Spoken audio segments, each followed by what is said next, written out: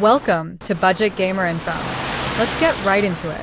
Resident Evil Requiem benchmark on the RTX 3090 graphics card with 24 gigabytes of VRAM. The CPU is a Ryzen 9 5950X with 32 gigabytes of system memory. The resolution is 1080p. The graphics quality preset is set to maximum. Ray tracing is set to path tracing using DLAA. Frame generation is off. We are getting low 30 frames per second and using around 12 gigabytes of video memory. This game looks really good, but is also very taxing even at 1080p with path tracing and DLAA being on. Now, let's try it with DLSS set to quality.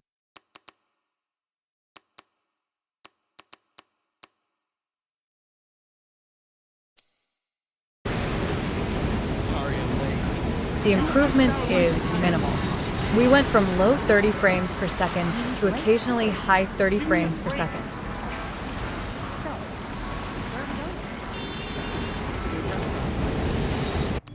Let's bump up the DLSS to ultra performance to see if that makes a difference.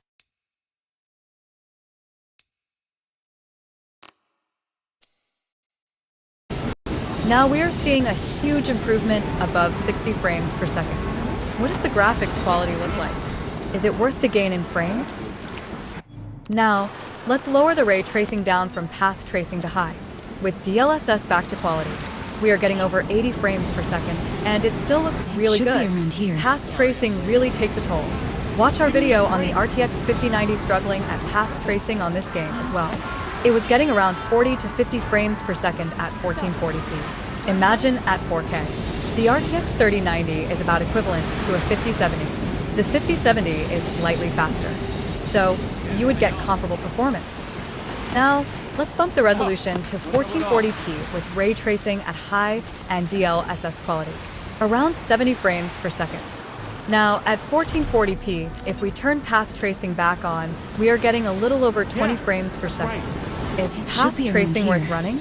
Not for the performance hit. The sweet spot for the RTX 3090 on this game would be 1440p at ray tracing high and DLSS quality if you want 70 FPS and better visuals. If you want the most frame rate, go for 1080p and ray tracing high and DLSS ultra performance.